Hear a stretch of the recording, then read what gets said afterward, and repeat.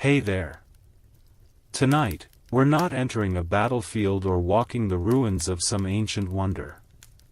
We're slipping into velvet shadows, through incense smoke and secrets, into the hush of a chapel that stopped feeling holy long ago. This story isn't about saints. It's about what happens when power falls into the wrong hands, when the most sacred office in the Christian world becomes a stage for sin, for pleasure, and for vengeance. Before you settle in, if slow-burning stories like this help you drift off, or just help you think, feel free to like the video and subscribe, but only if you truly enjoy it. And tell me in the comments, where are you listening from, and what time is it for you right now? I love knowing whose dreams I'm quietly wandering into. Now dim the lights. Let the world soften around the edges. And come walk the marbled corridors of a Vatican few dared to speak of. Where robes covered knives, and prayers were whispered through teeth gritted with ambition. Close your eyes.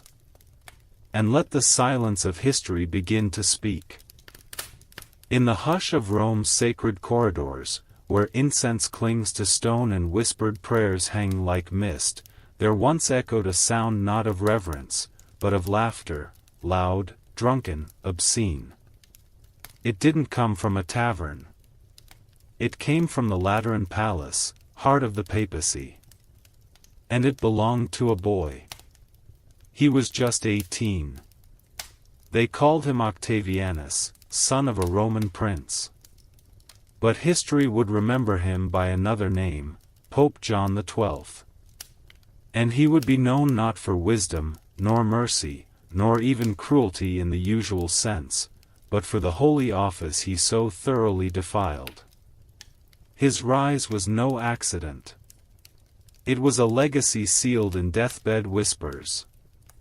His father, Alberic II of Spoleto, had long ruled Rome as its secular master. And as his life waned, he summoned the nobles and clergy of the city, demanding they swear an oath. One final wish, that his teenage son, a boy raised in silk and splendor, inherit not his title, but the throne of St. Peter. The oath was taken. The boy was crowned.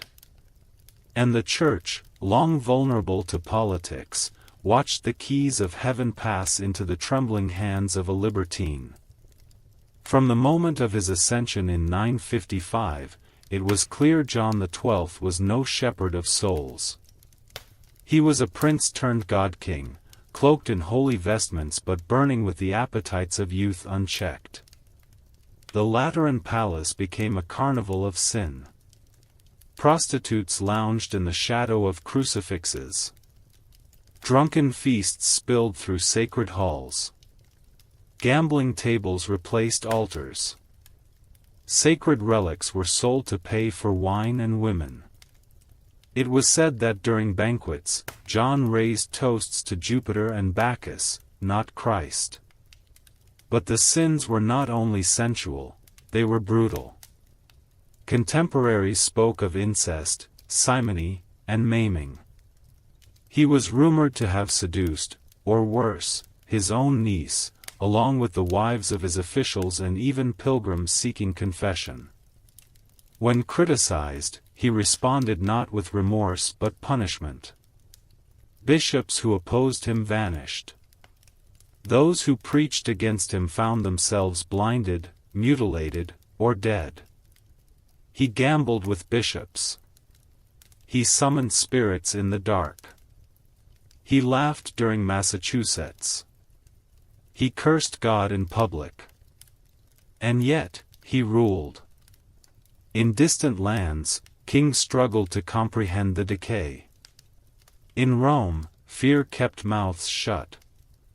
But not forever. For as John spiraled deeper into scandal, a greater power stirred beyond the Alps.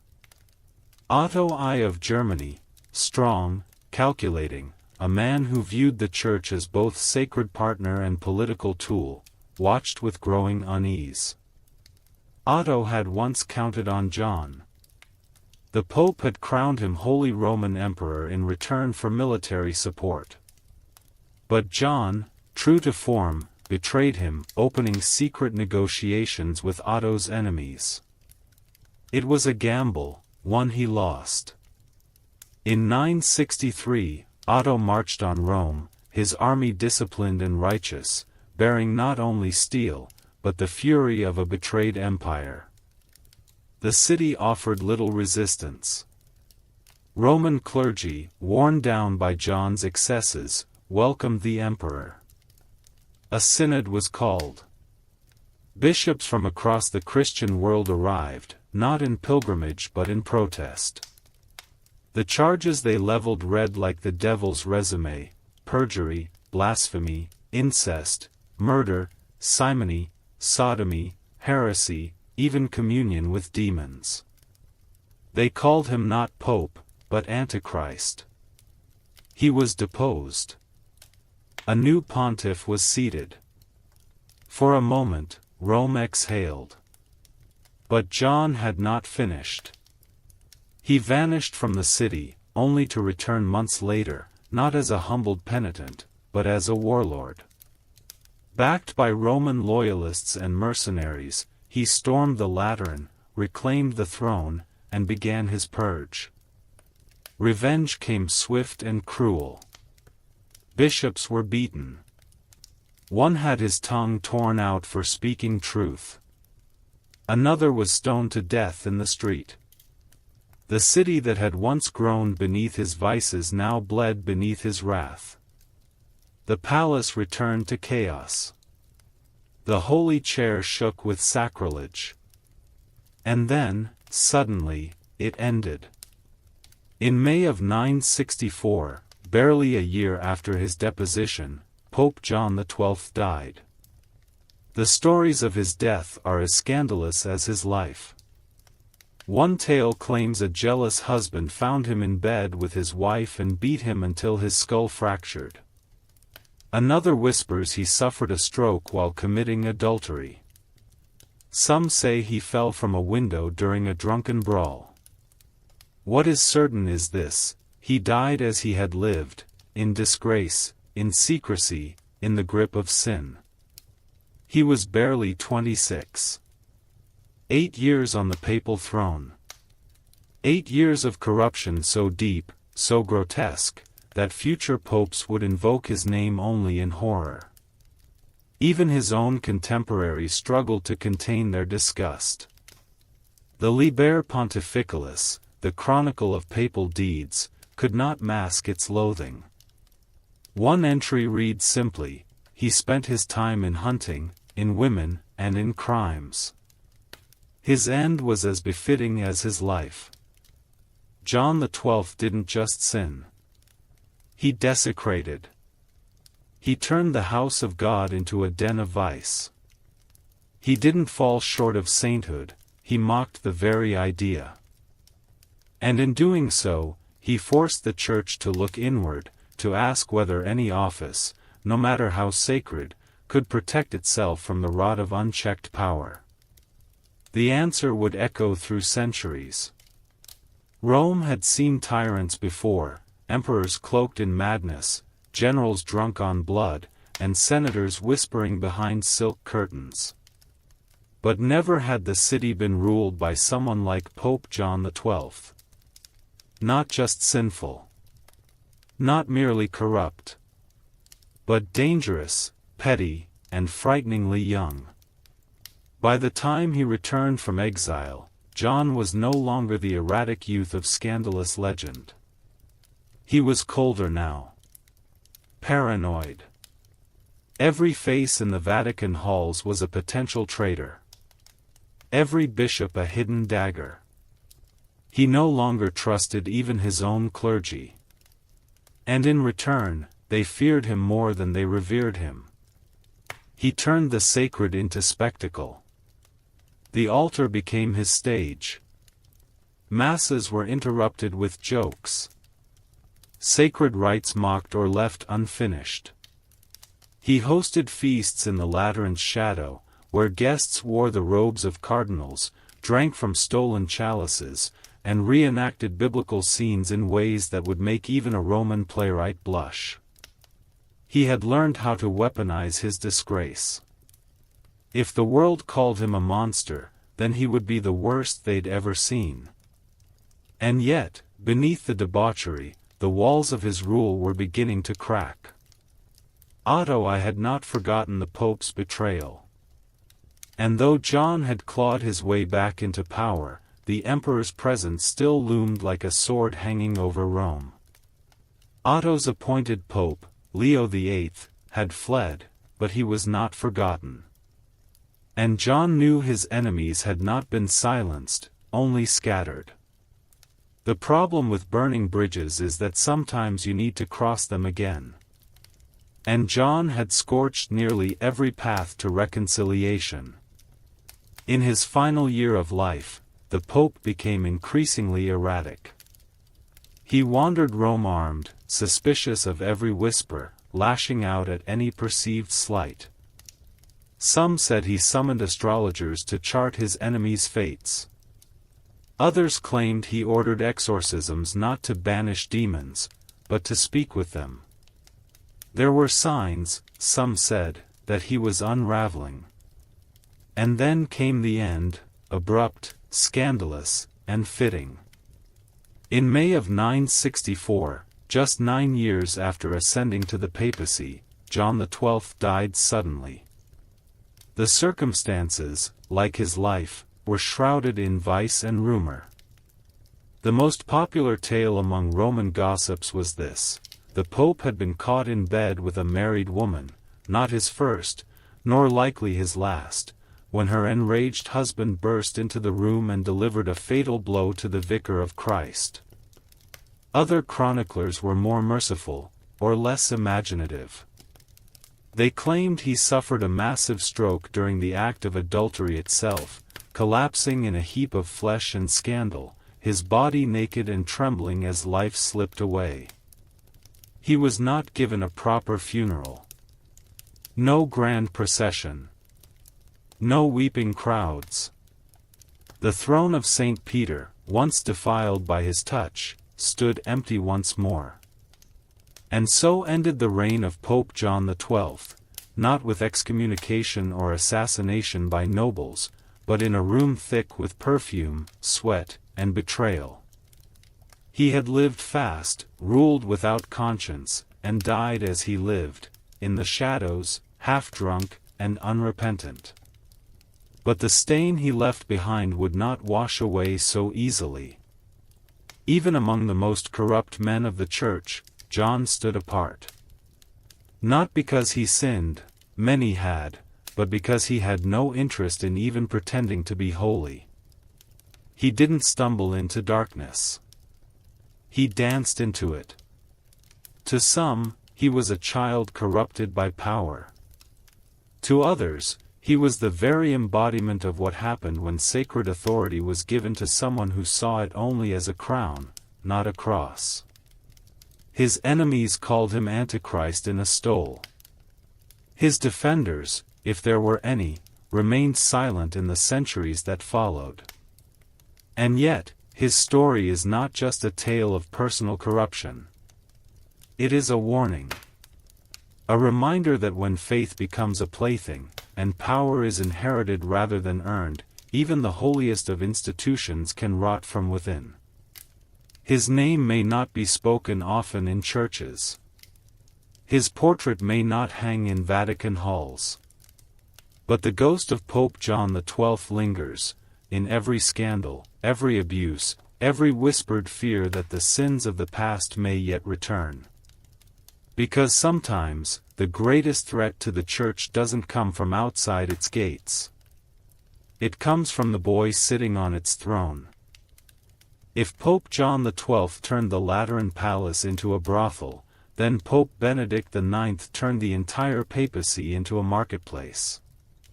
His name rings not with holiness or heresy, but with chaos, a man who didn't just disgrace the office once, but 3 separate times. He was the only pope in history to rule, resign, reclaim, and resell the throne of St. Peter.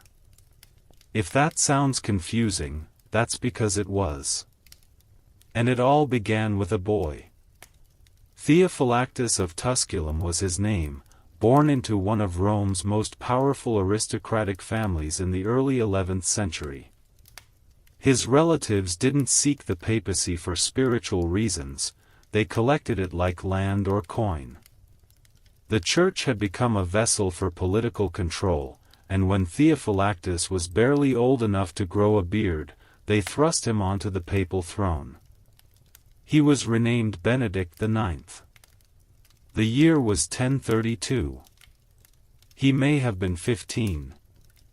At most, 20. From the very beginning, the boy pope saw the office not as a sacred responsibility, but a divine loophole, an untouchable position from which he could indulge every whim without consequence. Contemporaries were aghast. Not just critics, but clergy. Chroniclers described him as a demon from hell in the disguise of a priest. His reign became infamous for allegations of rape, orgies, and black magic. He was said to consort with sorcerers and engage in rituals better suited to the backrooms of pagan cults than the holy sanctums of Christendom. And he ruled like a Roman noble, not a bishop of souls. Feasts spilled through the papal palace. Prostitutes mingled with priests. Relics were pawned to fund lavish banquets. Rome's faithful whispered that even the altars smelled of wine and sin. But worse than the excess was the apathy. Benedict IX had no interest in shepherding the church.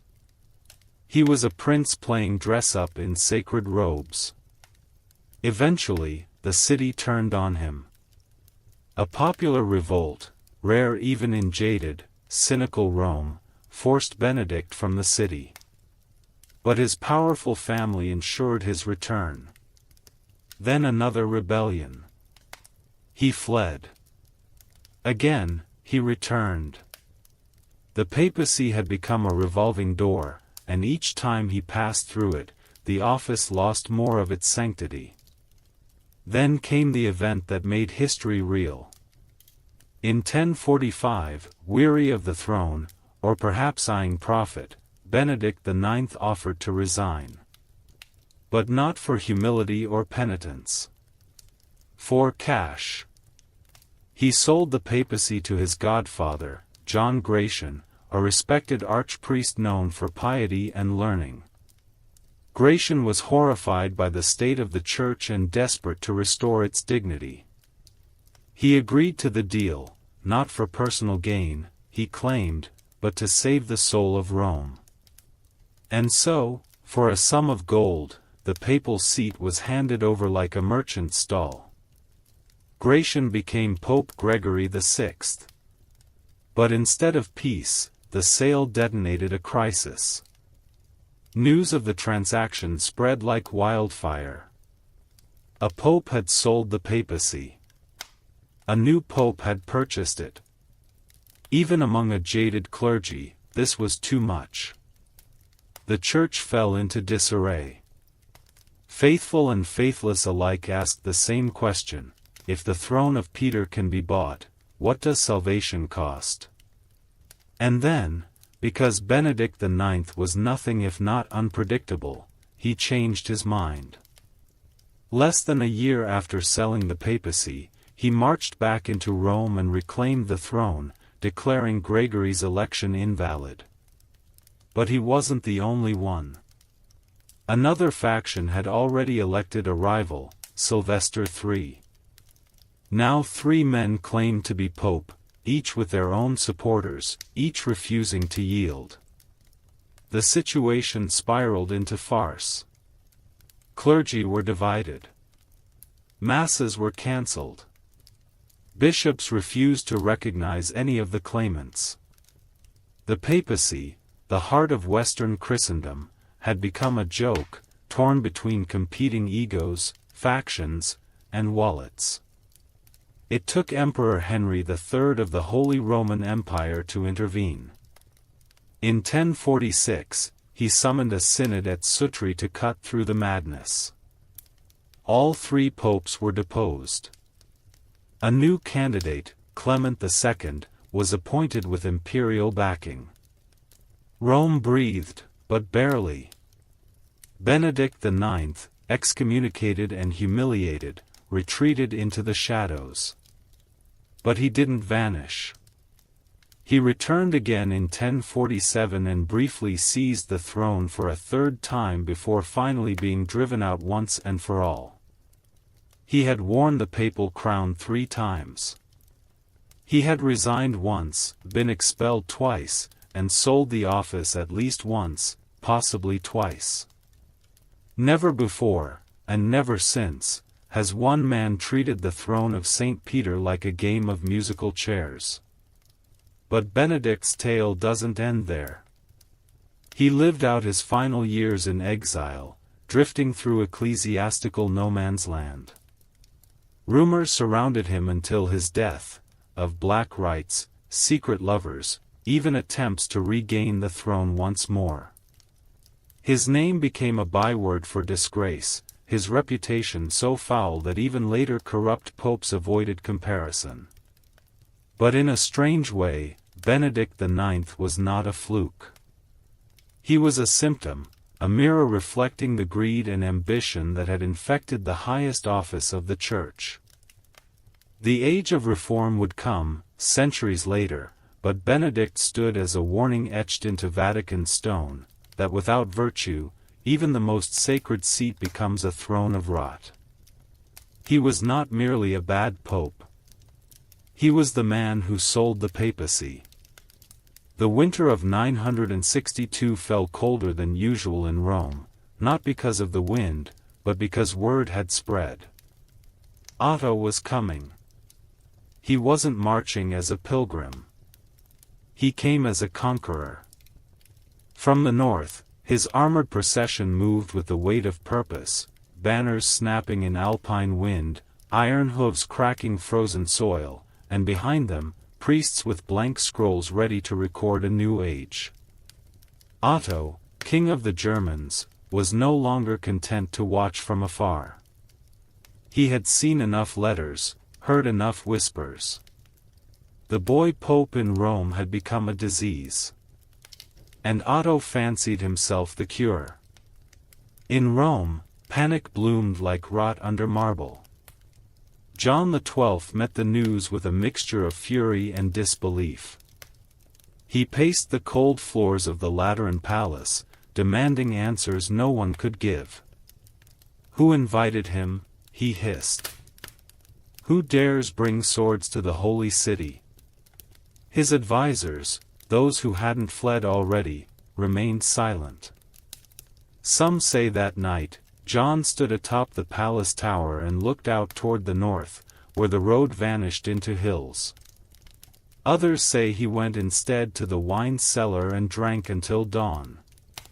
What's certain is that Rome was no longer a city loyal to him. The streets once echoing with feasts and parades now murmured a different name. Otto. The emperor's arrival wasn't a siege. It was a reckoning. As his forces reached the city gates, they found them open. The Roman nobles, weary of John's debauchery, had already shifted allegiance. They wanted order. They wanted dignity. And Otto offered both. John, for all his pride, saw the writing on the wall. He didn't fight. He vanished. When Otto entered Rome, he found no resistance, no papal army, no youth in golden robes hurling curses from cathedral balconies. Only silence, and a papal throne left conspicuously empty.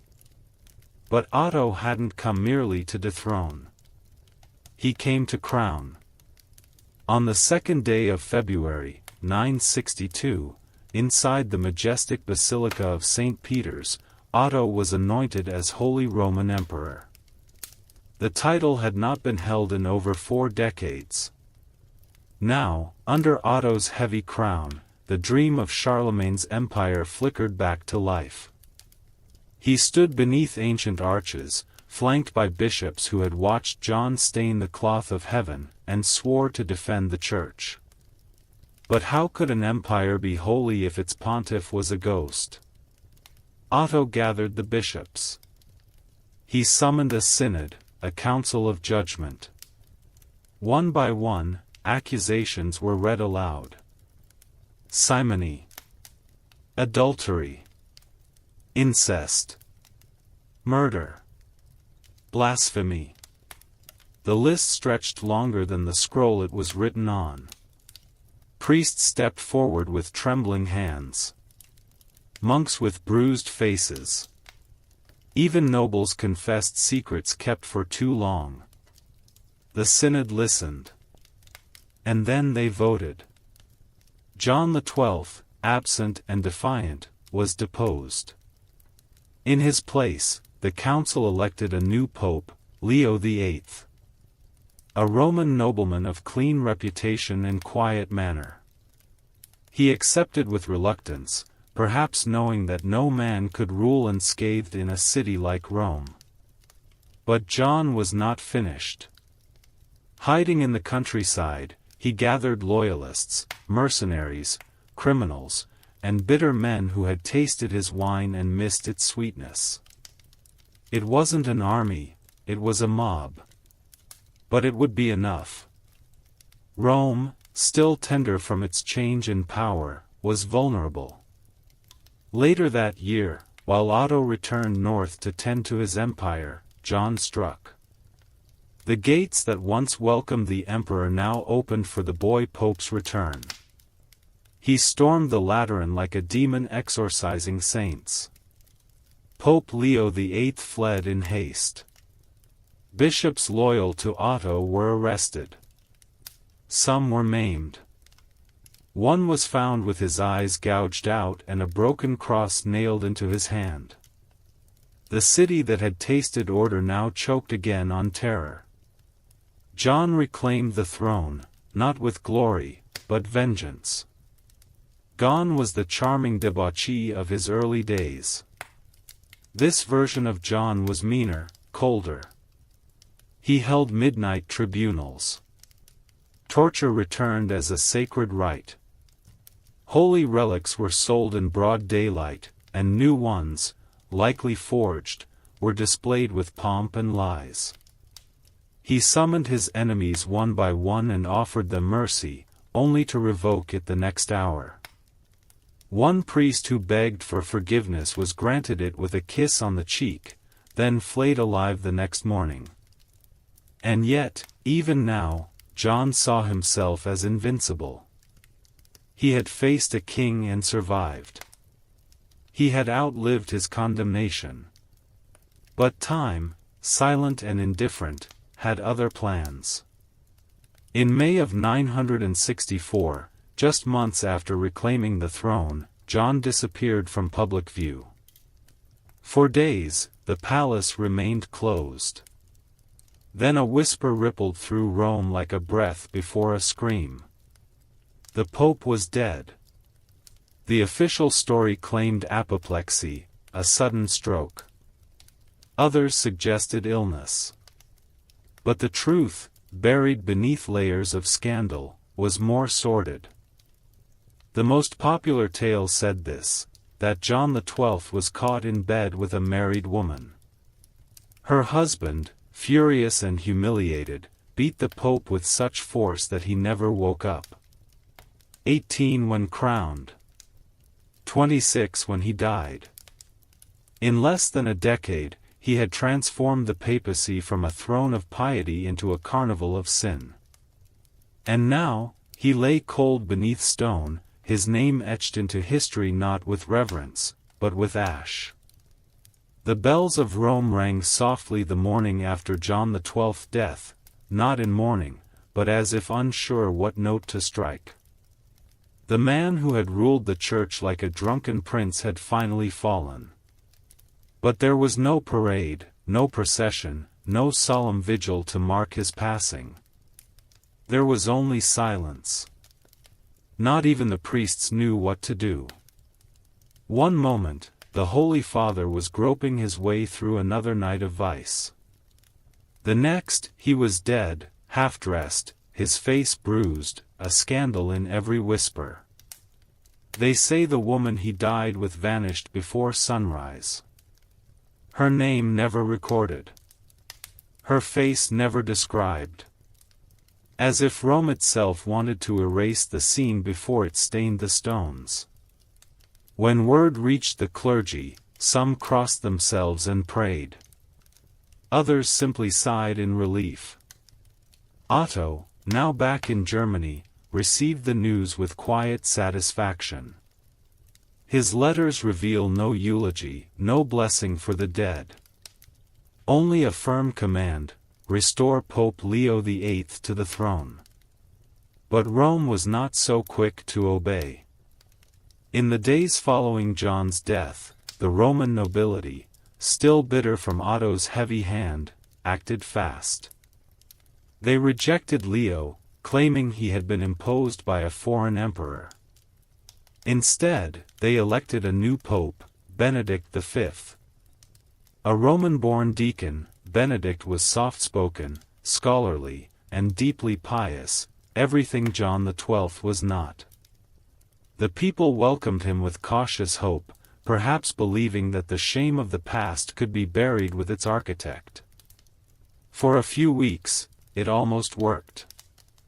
The Lateran palace grew quiet.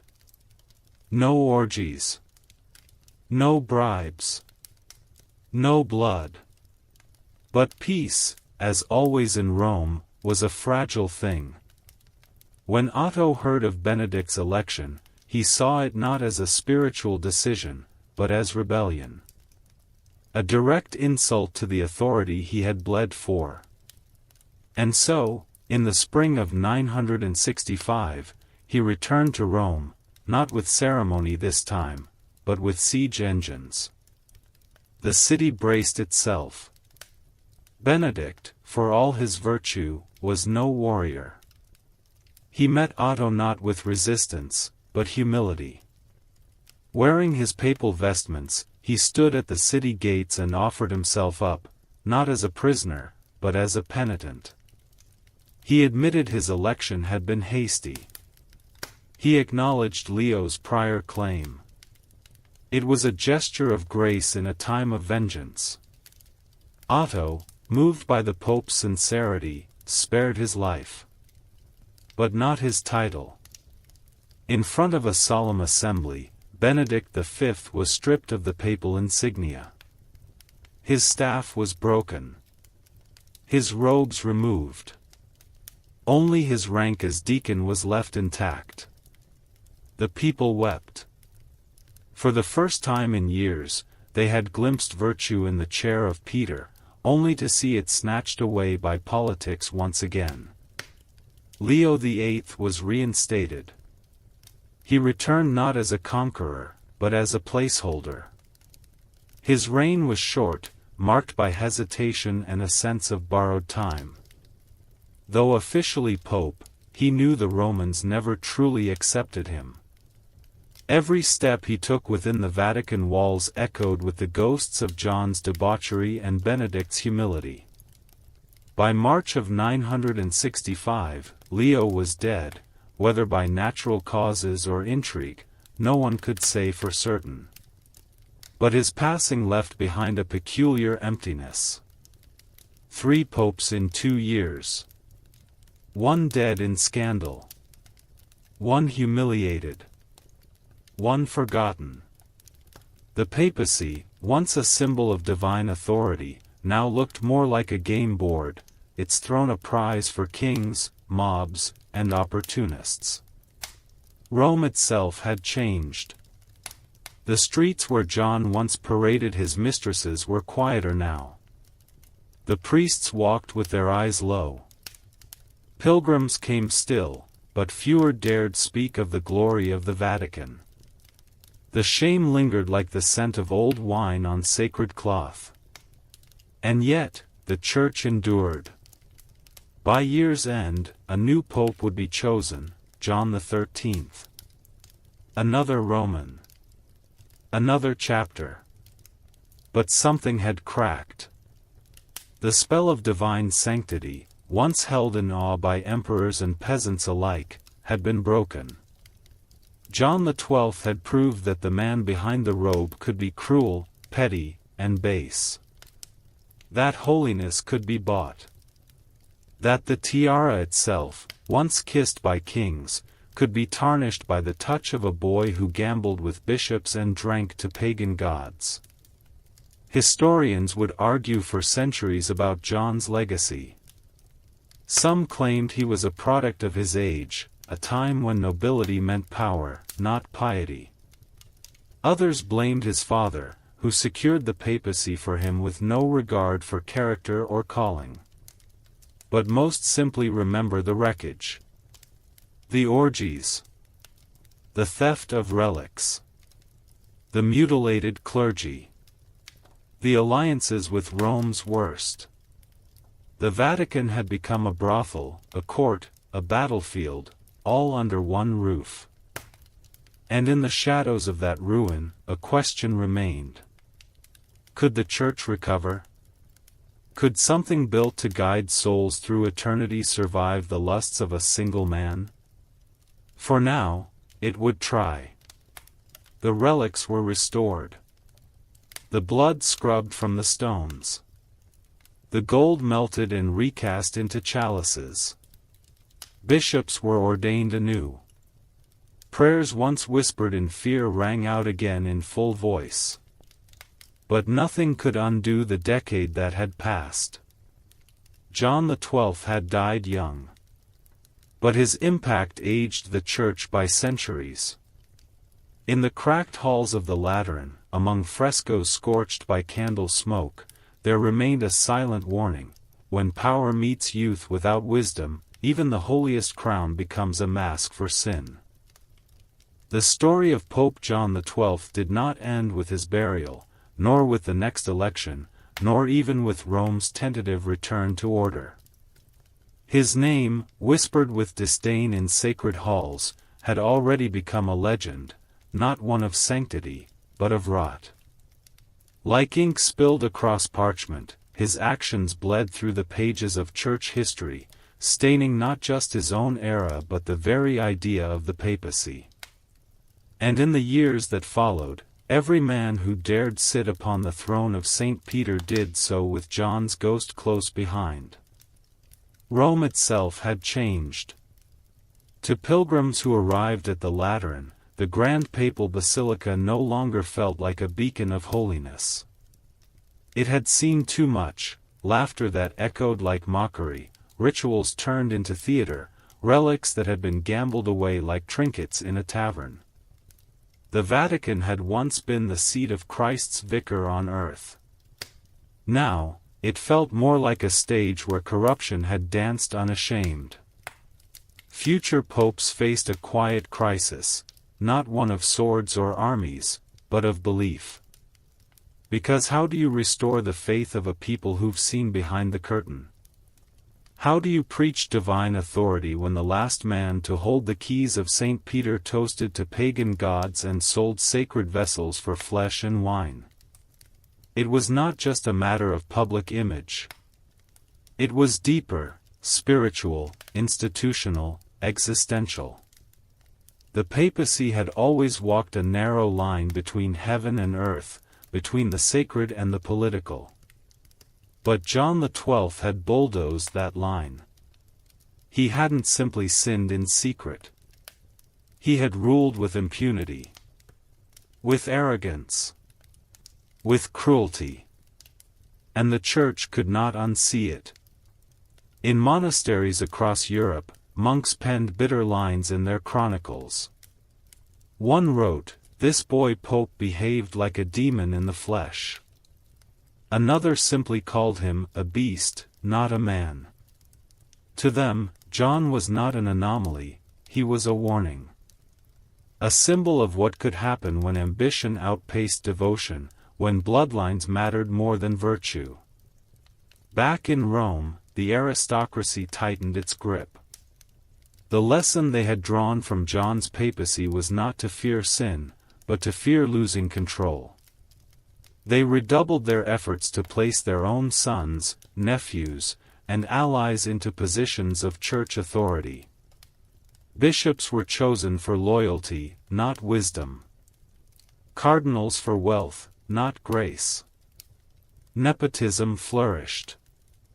And though no pope quite matched John's wildness, some came close. The papal throne became more than ever a prize in a political game. Noble families schemed for it. Emperors demanded it. The line between pope and prince blurred until the mitre might as well have been a crown.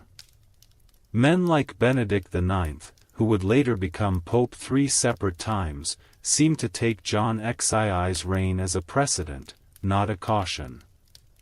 Meanwhile, faithful Christians, those who lit candles in quiet chapels and whispered prayers in cold cathedrals, began to feel the weight of doubt. If the Pope could fall so far, what did that say of the Church itself? For centuries, the papacy had stood as a symbol of unity in a fragmented world. Kings fell, cities burned, but the Pope endured. He was the rock. The voice of God's Church on earth. But now that voice had cracked. A boy had worn the tiara like a toy. He had spat on vows, sold holiness, killed rivals, and toasted Bacchus in sacred halls. And in doing so, he had revealed a terrifying truth, that the man behind the robe was just a man. Weak. Corruptible. Mortal. Still, the Church did not collapse. It limped forward, bruised but breathing. Some reformers rose. Quietly at first. Voices in the wilderness. Priests who called for stricter canon law.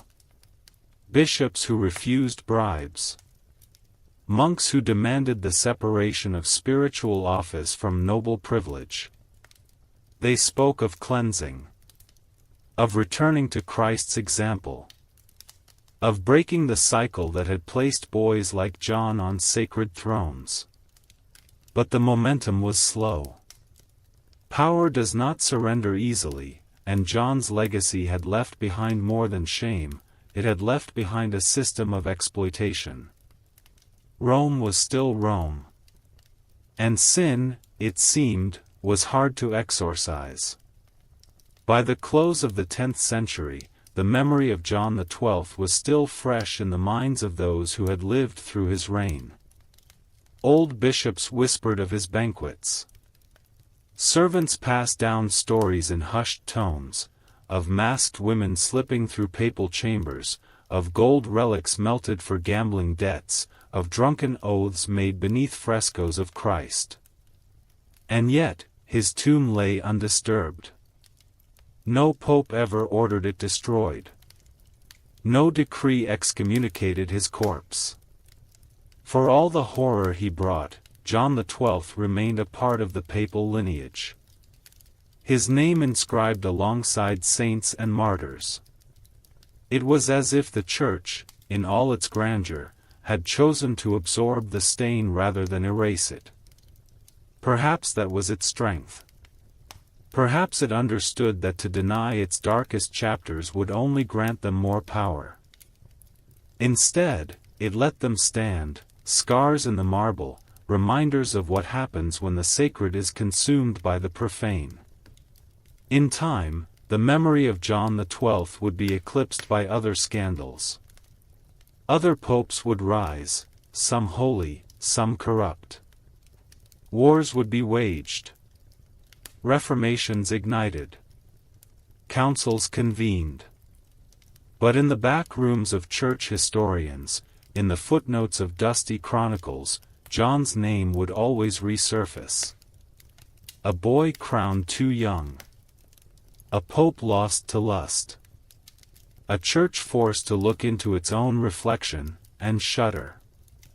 Long after John XII's body was lowered into the earth, alone, unwept by saints, the tremors he caused continued to ripple through Europe. His reign had been more than a personal disgrace. It had shown the world that the highest seat of Christendom could be hijacked by vanity, pleasure, and vengeance. The Pope, once viewed as a shepherd of souls, had been reduced to a reckless heir with a crown too large for his head and a conscience too small for his power. And in the north, across the Alps, the Holy Roman Empire was watching. Otto I, emperor and would-be protector of the Church, had once placed his trust in John. It was Otto who had marched into Rome to restore order, Otto who had shielded the papacy from its Roman enemies, Otto who expected in return a pope who would uphold the sanctity of faith. Instead, he was betrayed. John had secretly written letters to Otto's enemies, forged alliances with those who would see the empire weakened, and conspired with the same Roman nobles Otto had hoped to tame. For the emperor, this was not just treachery. It was a challenge to his divine authority, an insult both political and spiritual. The lesson Otto drew from it was clear: Rome could not be trusted to govern itself. The Roman nobility, for their part, had little interest in Otto's reforms. They had long treated the papacy as a family prize, a throne passed down through blood and marriage. John XII had not been the first boy installed by noble hands, and he would not be the last. His debauchery was less a deviation and more a symptom of a system where the papal seat was just another rung on the ladder of aristocratic ambition. Yet even Rome, in its jaded silence, had its limits. John's excesses, the gambling, the orgies, the beatings, the drunken oaths to pagan gods, were so blatant, so public, that they forced even the most cynical Roman lords to pause. His reign had not been political theater. It had been carnivalesque anarchy. The Lateran palace had echoed not with prayers, but with laughter, curses, and the clinking of goblets. Rome had become a parody of itself. And Otto knew this chaos could not be allowed to continue. If the Pope could not be trusted, then perhaps it was time for emperors to take matters into their own hands. In the years following John's death, Otto asserted imperial control over the selection of popes. No longer would the Roman aristocracy alone decide who wore the white robes. Now, the empire would have its say. Otto demanded that future popes swear loyalty to him before taking office, a direct challenge to Rome's traditional independence. Thus began the slow entanglement of church and empire, a dance that would continue for centuries.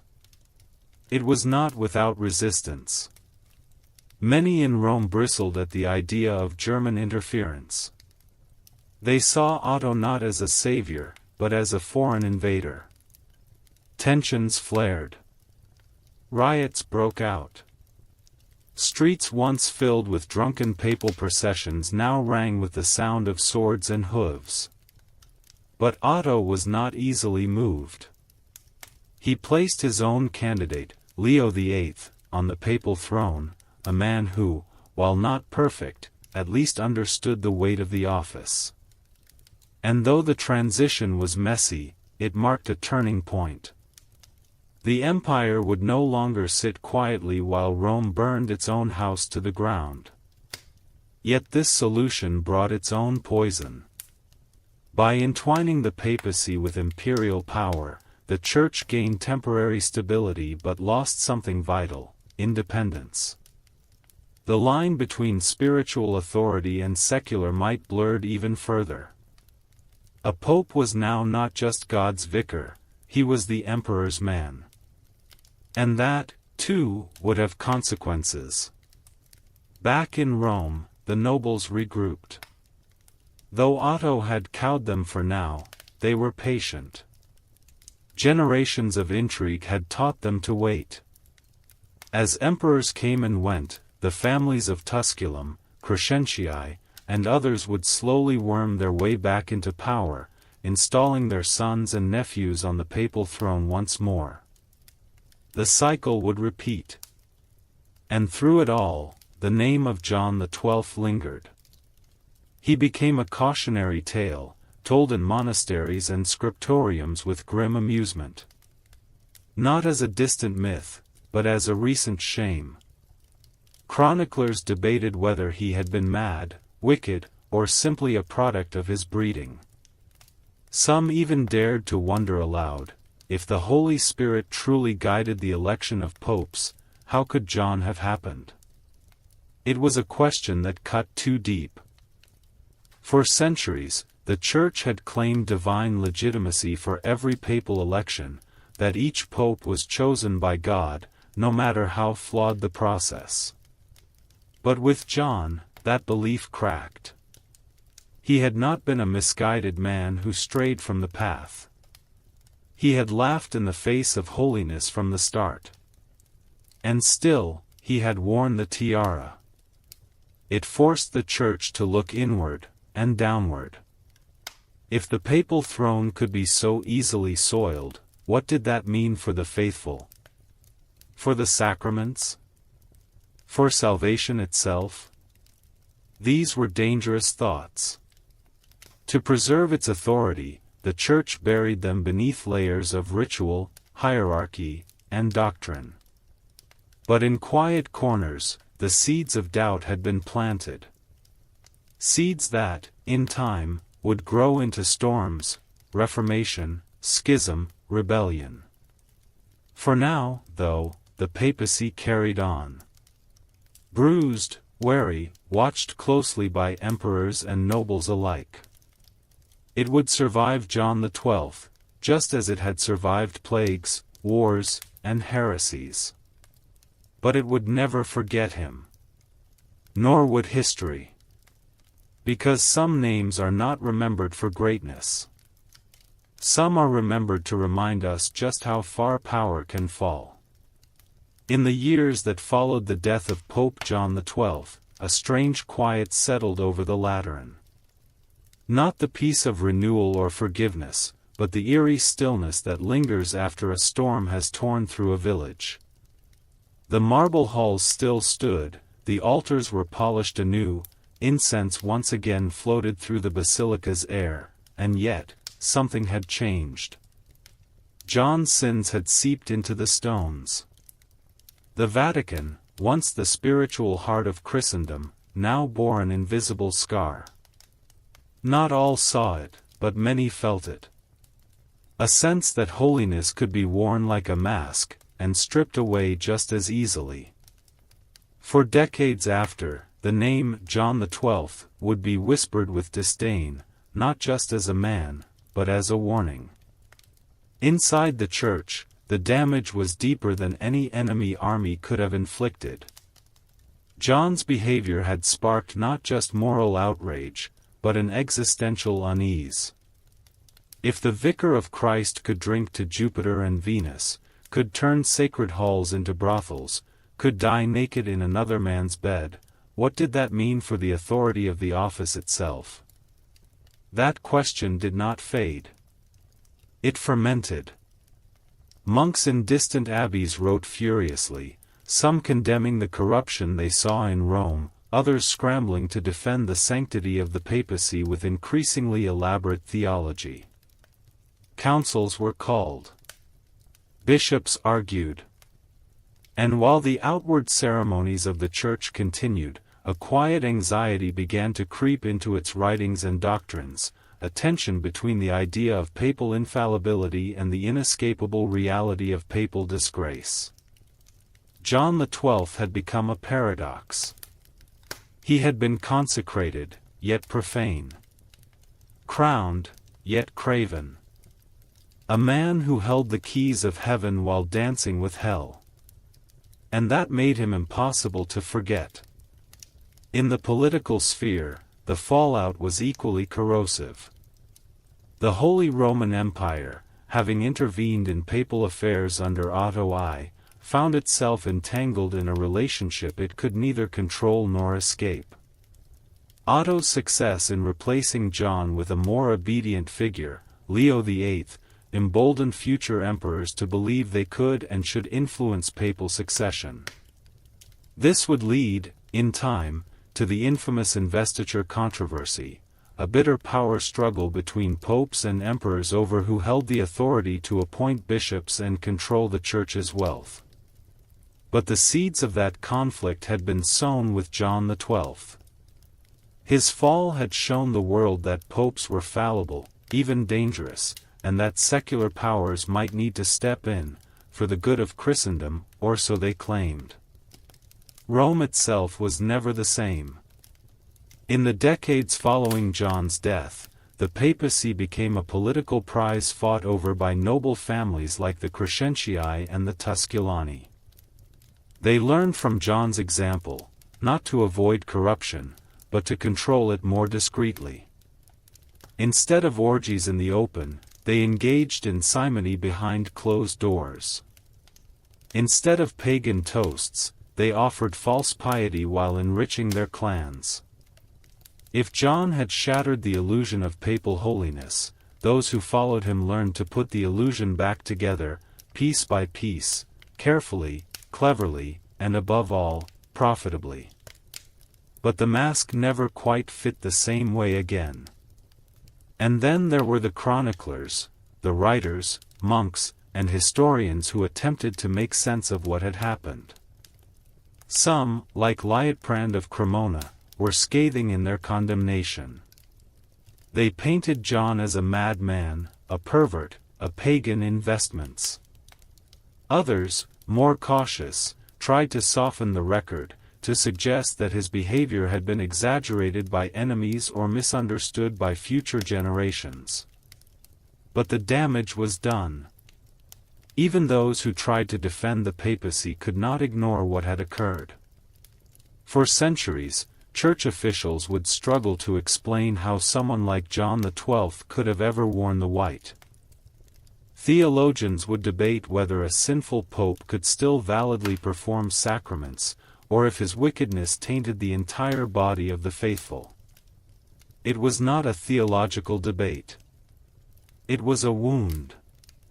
And beyond the walls of cathedrals, the common people whispered their own stories. In villages and marketplaces, peasants and merchants spoke of the pope who gambled with demons, who lay with whores on holy ground, who was struck dead by divine judgment, or, as some claimed, by a jealous husband's hand. To them, John was not just a historical figure. He was a cautionary tale told by candlelight. One of the most persistent legends claimed that John XII did not die of natural causes at all. According to this tale, he had been caught in bed with a married woman by her enraged husband, who beat the Pope to death with a hammer or candlestick. It was a death too poetic to be dismissed, the man who had defiled so much sacred space meeting his end in the most intimate act of betrayal. Whether true or not, the story spread like wildfire. Because it fit. It felt right. It made sense of the chaos. It became scripture for the disillusioned. In the end, the Church survived. It always did. But something subtle had shifted. The divine glow that once surrounded the papacy had dimmed, and though it would flare again in moments of reform or revival, the shadow of John XII never entirely faded. He remained, in the background of history, a reminder of what could happen when holiness is handed to the unworthy. When the keys to heaven are placed in hands stained with wine and blood. And though the Church would never speak his name in liturgy, history made sure it would not be forgotten. Because some legacies are carved not in marble, but in warning. Before John XII ever wore the papal crown, before his enemies accused him of toasting to pagan gods and bedding noblewomen in the shadow of the cross, Rome was already rotting from within. To understand how a teenager could rise to the holiest office in Christendom and treat it like a tavern stool, you must first look at the era that produced him, an age historians would later call the saeculum obscurum, or the Dark Century, and more specifically, the era of the pornocracy. It was not a name given lightly. From roughly 904 to 964, the papacy was not ruled by saints or scholars. It was controlled, bought, sold, traded, and inherited by a handful of aristocratic Roman families, most notably the Theophylacti. These were no pious patrons. They were warlords draped in silk, merchants of power who operated from the shadows of the Lateran palace. And it was in the midst of their grip that John was born. His baptismal name was Octavian, a child not of cloistered monks but of worldly power. His father, Alberic II of Spoleto, was not a cardinal, bishop, or cleric of any kind. He was a secular prince, the de facto ruler of Rome and heir to a long line of schemers who believed the papacy was best used as a family heirloom. He had already placed his own half-brother, Pope John XI, on the throne, and Octavian was his next play. From birth, Octavian was not raised to serve God. He was raised to wear power like a ring, to carry the name of Christ while wielding the sword of Caesar. Alberic ruled Rome with an iron grip, keeping the papacy under strict surveillance. Popes during his reign were little more than figureheads, spiritual puppets who dared not defy the secular ruler of the city. But Alberic knew his grip wouldn't last forever. He needed to ensure that, after his death, Rome would remain in the family. So on his deathbed in 954, he made the Roman nobles swear an oath that when the current pope died, they would elect Octavian, his son, to succeed him. The pope at the time, Agapetus II, was still alive, but his days were clearly numbered. And the oath took hold. When Agapetus died in 955, Octavian, just 18, with no clerical training and little spiritual experience, was elected unanimously. Within weeks, he took the name John XII. And so began the most scandalous reign in papal history. But to blame John alone is to miss the deeper rot. The papacy had already become a throne of inheritance, not merit. Octavian's elevation was not an aberration. It was the expected next step in a long line of corruption, nepotism, and aristocratic domination. The noble houses of Rome had long treated the Vatican like their personal playground. Positions within the Church were awarded not for piety but for political convenience. Bishops were installed because of bloodlines. Monasteries were rated for their wealth. Sacred relics became bargaining chips. The Church was not a shepherd to the people, it was a casino for the powerful. By the time John XII took office, Rome had already seen decades of moral collapse. Popes had been murdered in their sleep, imprisoned by rivals, or exiled by force. In some cases, 2 or even 3 claimants to the papal throne fought for legitimacy, each backed by a different noble family. It was not uncommon for popes to be strangled, poisoned, or simply vanished. One was even dug up after death and placed on trial, his corpse dressed in papal robes, seated in a chair, while his accuser shouted charges into the dead man's face. In that theater of madness, John was not an outlier. He was the natural consequence. And yet, even in that mire, John found new depths. Where others had been cruel, he was reckless. Where others had been corrupt, he was openly decadent. Where others masked their ambition with ritual, John tore off the veil and laughed. He didn't try to play the holy man, he reveled in his youth, his appetites, and his inherited right to do as he pleased. He didn't whisper sins in the dark. He shouted them in the daylight. And that was what alarmed even his fellow Romans. Not that he sinned, but that he did so without shame. In an era of masked ambition, John was nakedly indulgent, literally and metaphorically. He made no effort to govern wisely or preserve the dignity of his office. He gambled in church. He drank with prostitutes in the palace. He treated the keys of Peter as a prop in his personal theater of power. Rome had grown used to corrupt popes. But even for the pornocracy, John XII was too much. And that is why his fall was swift and violent. His unchecked behavior alienated even his own backers. His betrayal of the Holy Roman Emperor Otto I was not simply a political miscalculation, it was a betrayal of the delicate balance that had allowed the papacy to survive under aristocratic rule. By breaking the unspoken rules of the game, John forced a reckoning. The emperor came to Rome.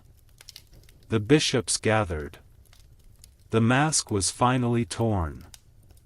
But the story did not end with John's deposition.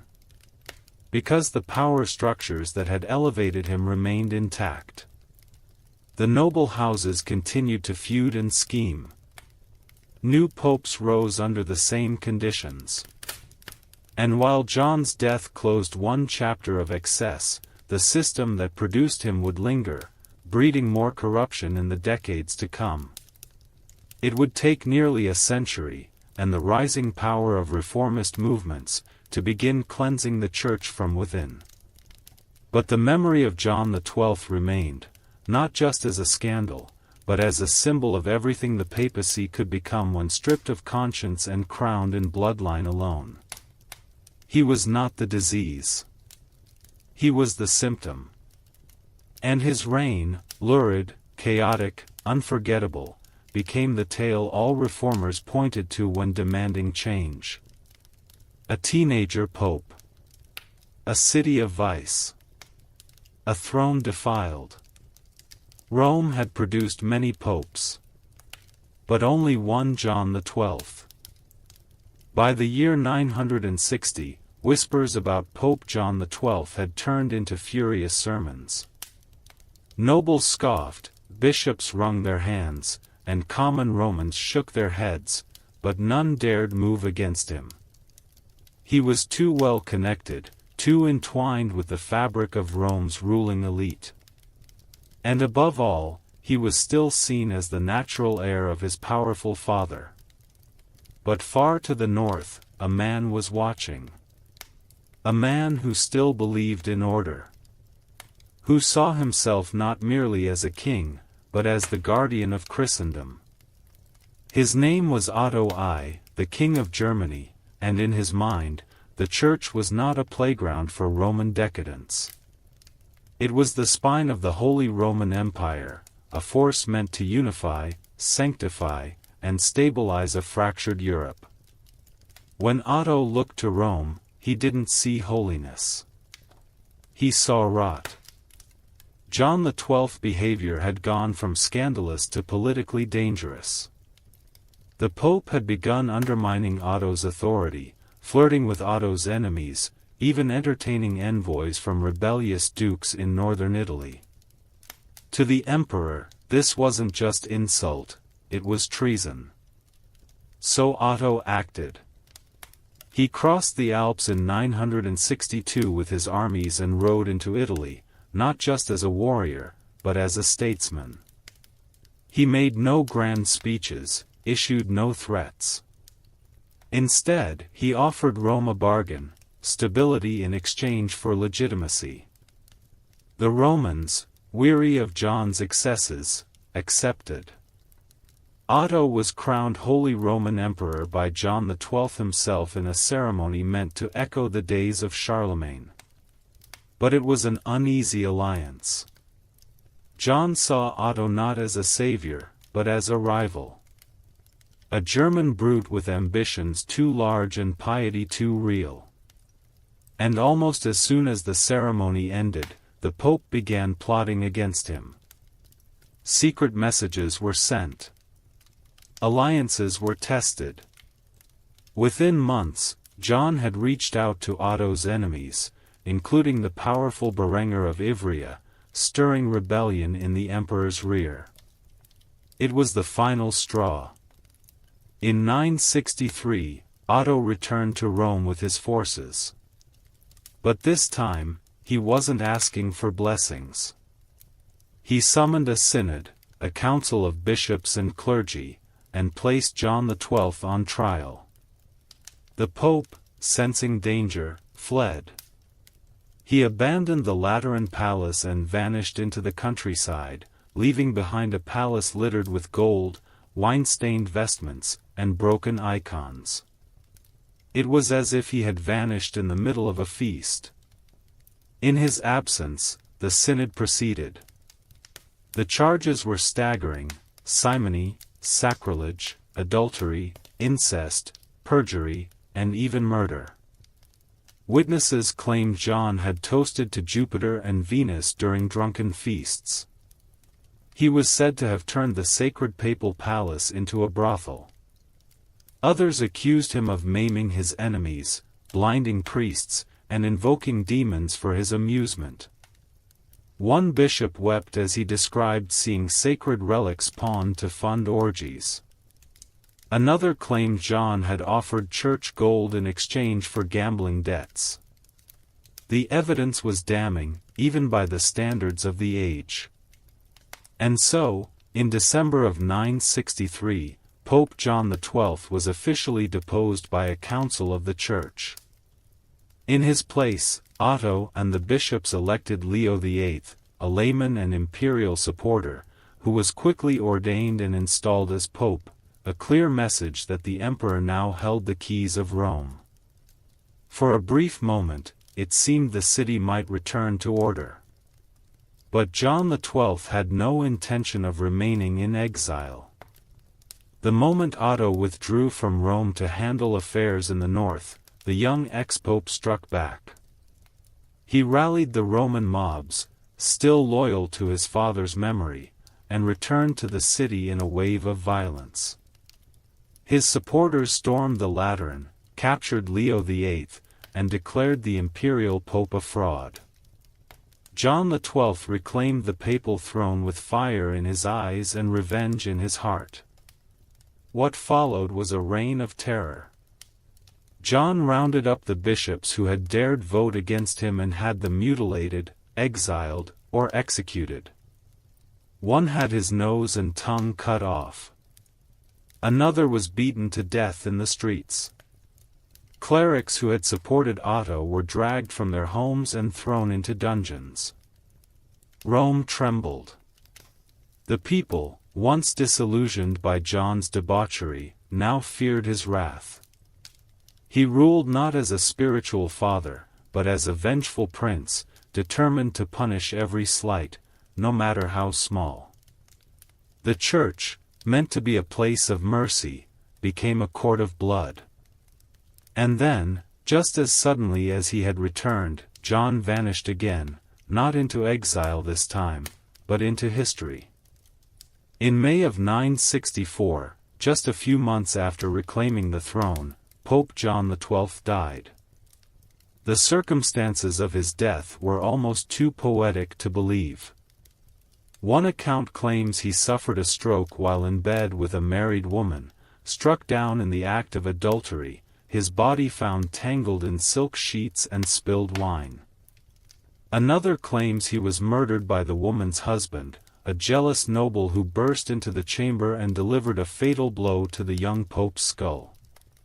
Whichever version is true, the end was as sordid as the life. At just 24 years old, John XII was dead. His reign had lasted less than a decade.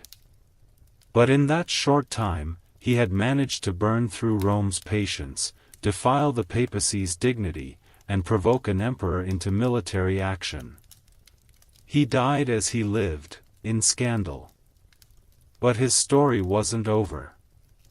Because his life, and the chaos he unleashed, would spark a fire in the Church that would burn for generations. Reformers would point to him as the moment the Church lost its way. Emperors would use his memory to justify control over the clergy. And the name John XII would echo down through the centuries not as a spiritual shepherd, but as the Antichrist in priest's robes. A boy made pope. A sinner crowned saint. And the man who made the Vatican a brothel. When the bells of Rome tolled for Pope John XII in the spring of 964, few mourned him. There was no grand funeral procession, no solemn liturgy echoing through the basilica.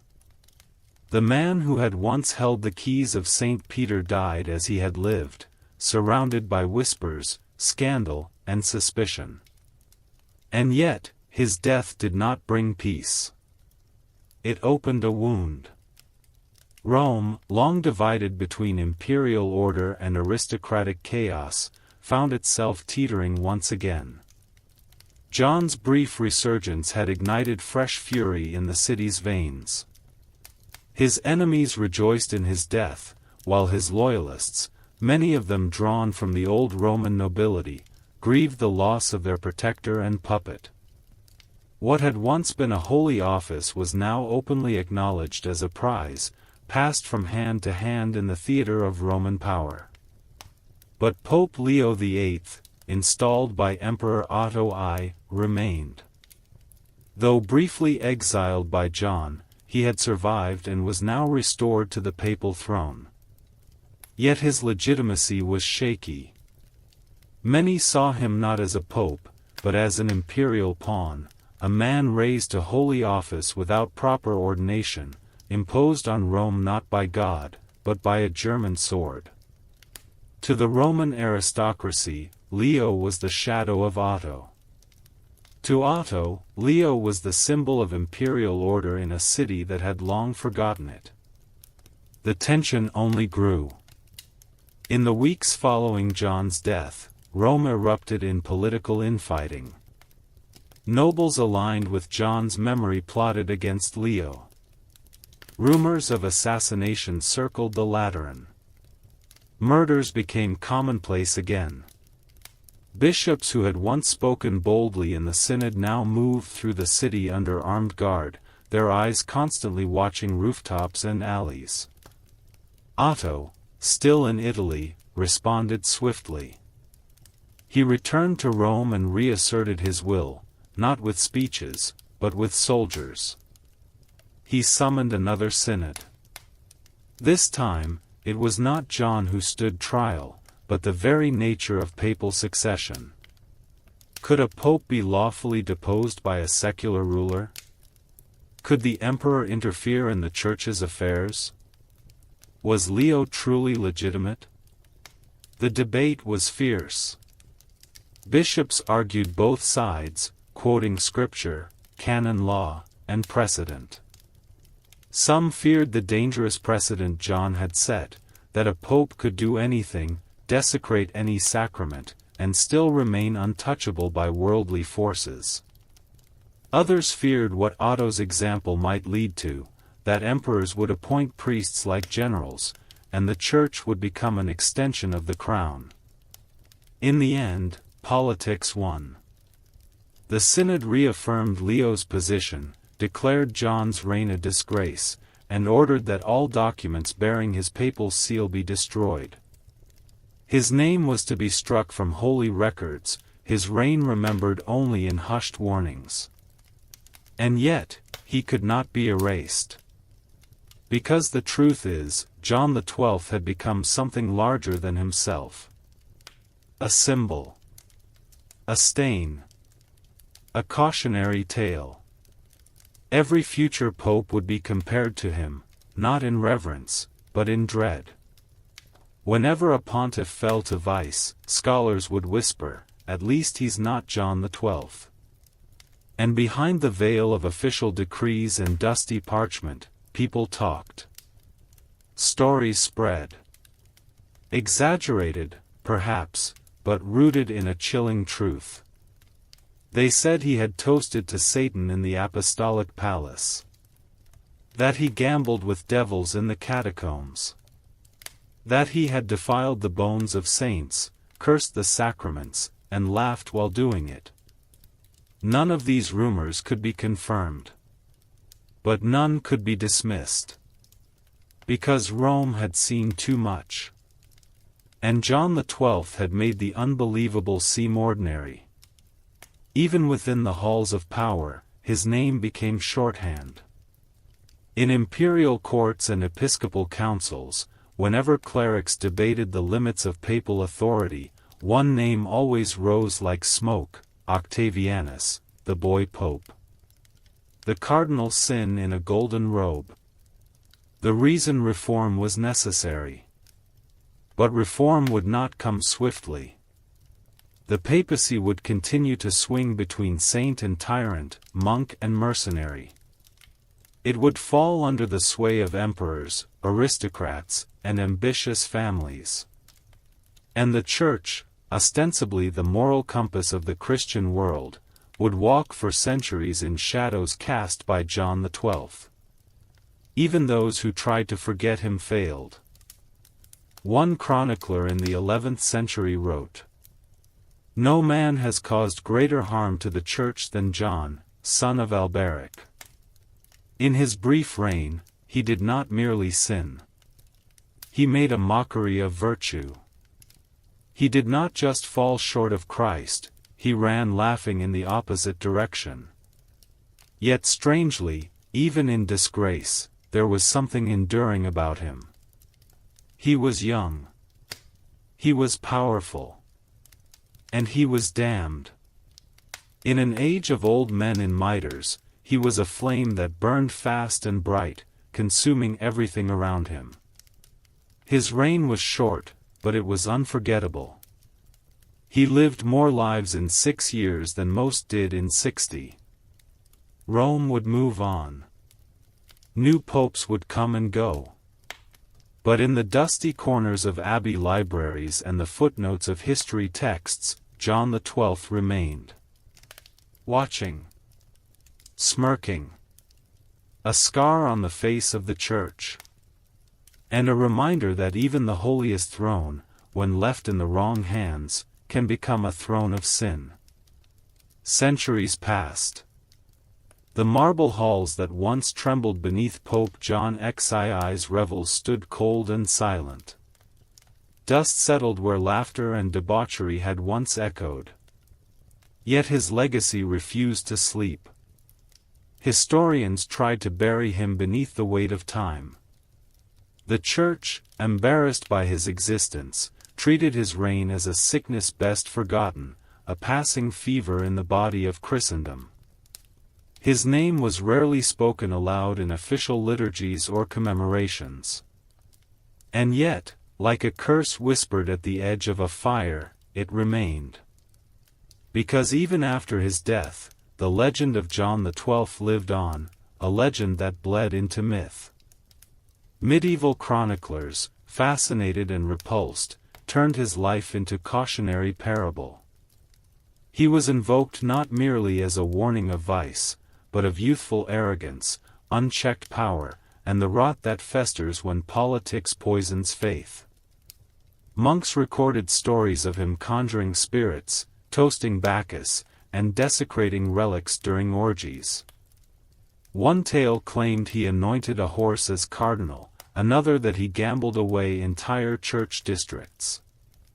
No papal deed, no matter how absurd, seemed beyond imagining in his case.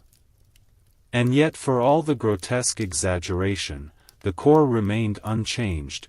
He had abused the most sacred office in Christendom, and he had done so with enthusiasm, not shame.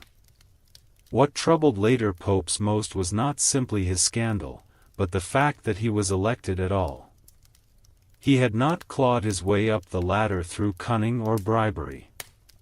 He had been placed on the throne because he was his father's son. Because the power of the Roman aristocracy was stronger than the will of the people, or the hand of God. That single act, Albert II forcing his son onto the throne, became a symbol of everything wrong with the 10th century papacy. It was not just John who was blamed. It was the entire system that enabled him. Reformers of the 11th century, like Pope Gregory VII, would point to John as justification for their sweeping changes. The Gregorian reforms, which aimed to end simony, enforce clerical celibacy, and free the Church from secular influence, were forged in the shadow of men like John XII. You see what happens, they said, when a child becomes pope. When kings and counts choose our shepherds. You see what becomes of the flock. And they were right. For in John's story, Rome's soul had been laid bare, its weakness, its ambition, its hunger for control. Even in art and literature, his figure haunted the imagination. Dante Alighieri, composing his Divine Comedy in the 14th century, did not name John XII directly, but when he described the dark abyss of corrupt clergy writhing in boiling pitch, the shadow of John surely flickered among them.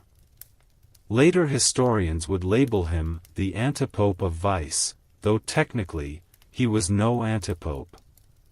He had been elected lawfully, and that fact frightened them more than anything else.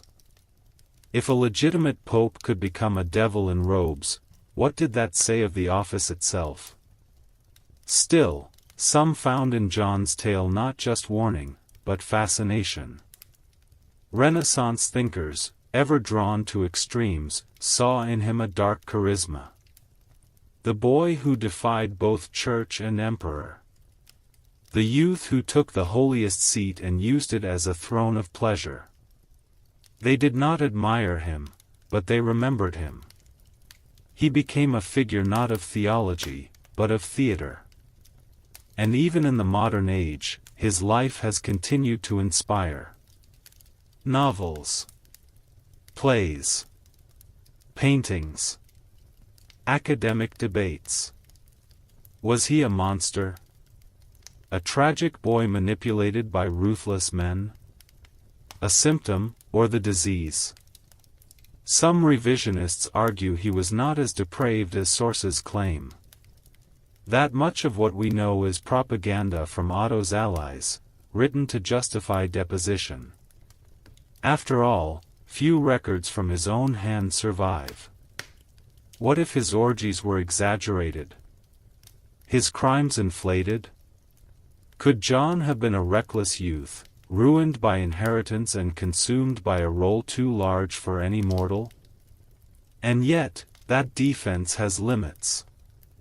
Too many accounts, too many voices from his time, paint the same disturbing portrait. A palace filled with prostitutes. Relics pawned. Bishops murdered. Pagan gods toasted. Even if half of it were false, what remains is damning enough. John XII does not need exaggeration to shock. His real deeds are more than sufficient. And so, his name persists, not in golden letters, but in ash and shadow. In the Vatican archives, his brief reign is listed like any other: Octavianus, son of Alberic, elected in 955, died in 964. No annotations. No judgments. But scholars know what lies behind those years. The horror. The farce. The boy pope who turned the church into a playground and left behind a legacy as foul as it was unforgettable. When future pontiffs kneeled in St. Peter's and placed the papal crown upon their heads, some must have thought of him, briefly, silently. And when they kissed the altar, they must have whispered, perhaps more to themselves than to God. Not like him. Never like him. But the Church remembers. It always remembers. And deep in the stone of its history, the name John XII remains. Not carved in marble, but in warning. Rome did not mourn him. There was no funeral procession winding through the streets, no bell tolling solemnly from the Lateran. When Pope John XII died, whether by the jealous husband's blow or the stroke of divine irony, he passed not into sainthood, but into silence.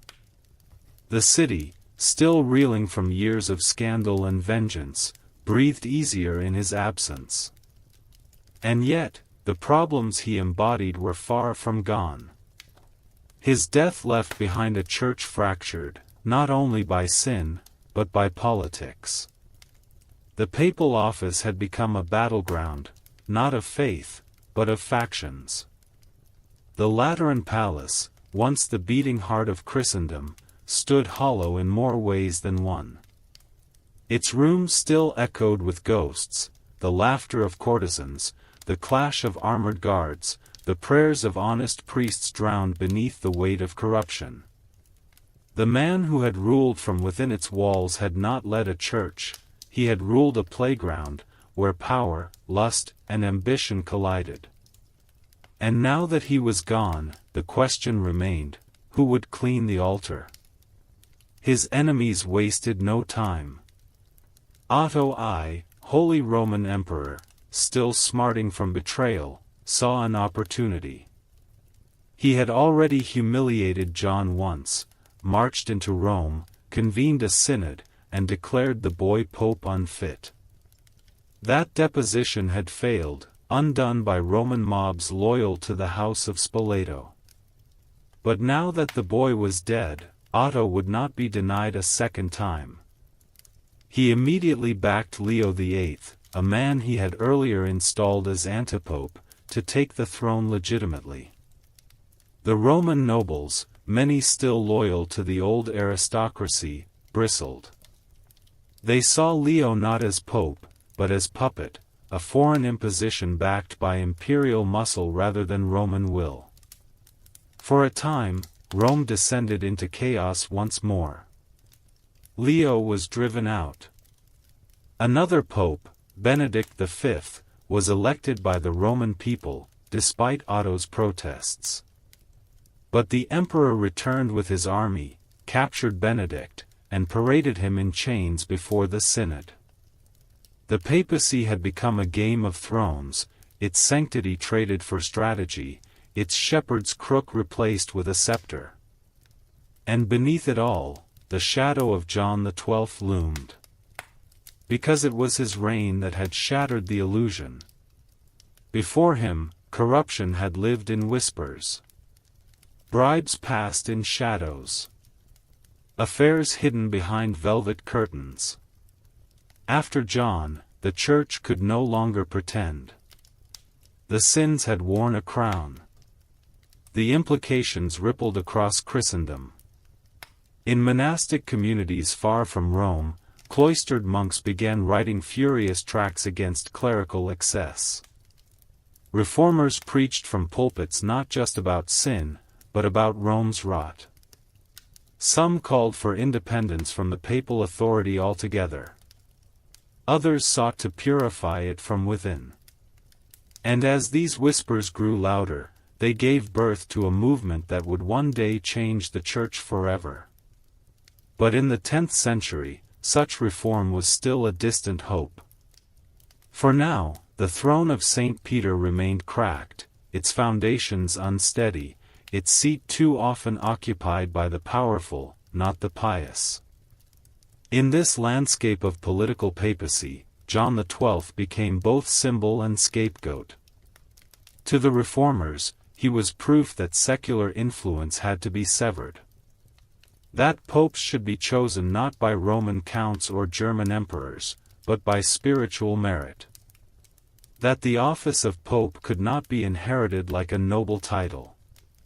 To Rome's aristocracy, he was a martyr to German interference, a warning of what happened when emperors dictated the church's will. They spoke of him not fondly, but with a certain bitterness. Yes, he sinned. But he was ours. And to the emperors, he was a convenient villain, the monster that justified imperial control over the church.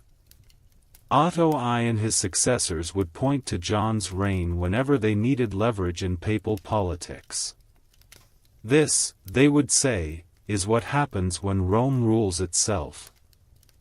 But perhaps the most haunting consequence of John XII's reign was this: he forced the world to confront the gap between the idea of the Pope and the man who wore the title. For centuries, the papacy had been imagined as the rock of Christ's church, the unbroken line of spiritual authority stretching back to Peter himself. Even in times of weakness, popes were seen as chosen vessels, fallible, yes, but sacred. John XII shattered that illusion. He was not sacred. He was not even sorry. And once that veil was lifted, it would never quite fall back into place. Future popes would try. They would don the robes, kiss the altar, and issue bulls with trembling piety. But the people remembered. Historians remembered. And the Church, though silent, carried the stain. It would take centuries, and a reformation, to fully grapple with what his reign revealed. In the years that followed his death, the Church would attempt to reassert control. New rules for papal elections. New vows of celibacy. New battles fought in councils and courts to restore the credibility of the office. But they were always battling against the memory of men like John. Men who had turned holy chambers into gambling halls. Who drank to pagan gods. Who wore the keys of Peter like a set of stolen jewelry. And so, when the bells finally tolled again in the Lateran, announcing a new pope, the sound rang hollow to some. Because they knew that the throne, once defiled, could be defiled again. And that John XII, dead and buried, had not truly left. He was still there, in every whispered doubt, every cynical prayer, every council convened to discuss the failures of Rome. He had become not a pope of history, but of myth. A myth that warned. Even the holiest crowns can sit atop the wickedest heads. Centuries have passed since the final breath of Pope John XII stirred the still air of Rome. The palaces he once stalked, drunk on power and pleasure, are long gone. The dust of his bones is scattered in some unmarked grave, his tomb as obscure as the man himself was once notorious. And yet, his name endures, not in reverence, but as a whisper of warning carried through every corridor of church history. John XII is not remembered as a pope. He is remembered as a caution. The chronicles that preserved his legacy did so not to honor him, but to expose him. His story was not inked in the solemn tones of hagiography, but in the scathing voice of accusation. He appears in medieval texts like a ghost at a feast, mentioned not with reverence, but with a shudder. Even among the worst popes, the simoniacs, the warmongers, the political puppets, his name sits apart. Because John XII did not merely fail the Church. He defiled it. Most papal scandals unfold in subtle tones, hints of greed, quiet nepotism, strategic cruelty. John XII was something else entirely. His sins were loud, lewd, and shameless.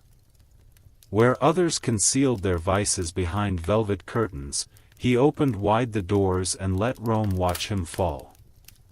He did not slip. He dove headfirst into corruption, drinking from sacred chalices, gambling with bishops, welcoming prostitutes where cardinals once knelt. He toasted pagan gods in rooms once meant for prayers. And in so doing, he left behind a legacy not of theological failure, but of spiritual mockery. There is a reason his name is invoked by every historian who catalogues the Church's darkest hours. Not because he was the most dangerous pope, not like the warmongering innocents or the political Machiavellis, but because he was the most flagrant. His papacy reads less like history and more like a satire of it, a grotesque comedy staged beneath the dome of St. Peter's. And yet, the Church survived him. Perhaps that's the most haunting part of all. For as devastating as John's reign was, it did not end the institution. The cardinals still convened. The incense still burned. Pilgrims still came. The Church endured not because it was untouched, but because it had already grown used to enduring men like him. His death was not followed by revolution, but by a return to form. New popes were chosen. New sins were committed. The institution continued, as institutions do, not cleansed, but weathered. Over time, the narrative hardened. John XII became a symbol, not just of corruption, but of the Church's capacity to endure it. His memory was held up by reformers as a reason for change. By enemies of the Church as proof of its hypocrisy. And by the Church itself? Mostly, he was forgotten, buried not in tomb, but in silence. You will not find his image in stained glass. You will not find pilgrims lighting candles in his name. You will not hear his feast day spoken from any altar. But you will find him in the footnotes of papal chronicles, in whispered sermons about the dangers of youth, power, and unchecked sin. You will find him in every movement that ever cried for reform. In every council that debated how to protect the sanctity of the keys passed down from Peter. Because John XII broke something. He broke the illusion that the papacy was incorruptible. He proved that even the throne of Christ could be used as a stage for spectacle and self-destruction. And once that truth was known, it could never be fully forgotten. In the centuries that followed, as schisms tore through Christendom and Reformation split the Church, critics would return again and again to his story. Look, they would say. Look what you once allowed. His legacy became part of the argument, not just against papal corruption, but against the very idea of papal supremacy. He was the crack in the marble. The rot behind the gold leaf. And yet, if we look deeper, John XII is not only a warning. He is a question. How could such a man rise so high? And more unsettling, how many others nearly did? Because John was not some demonic anomaly. He was a product, of dynasty, of politics, of a church tangled too tightly with temporal power. He did not steal the papacy. He inherited it. His father brokered it like a title. His allies defended it with steel. And his enemies, for all their outrage, allowed it to happen. Rome had grown complacent. It had accepted the fusion of sacred and secular, of altar and throne. And in that space of compromise, men like John were not just possible. They were inevitable. It was not enough to denounce him after he died. The system that allowed him to live as Pope had to be broken. And that is why, in the long narrative of papal history, John XII becomes a hinge, a moment that divides what came before from what came after. In the wake of his reign, the Church began to change, not immediately, not cleanly, but undeniably. More rigorous standards for papal elections. Tighter rules around clerical behavior. Councils that sought to separate the Pope's soul from his sword. It would take centuries, but the reckoning he inspired would come. Not because he was remembered, but because no one wanted to see another like him again. So now, when modern popes sit in the Vatican, encased in cameras and surrounded by archivists, they walk in the shadow of a legacy that began long ago, when a teenage boy turned the sacred into spectacle. His name is rarely spoken. But his story lingers like incense after the Mass, like a stain beneath the white robes. A reminder that holiness cannot be inherited. And that the throne of St. Peter, though cast in gold, is still built atop the fragile bones of men.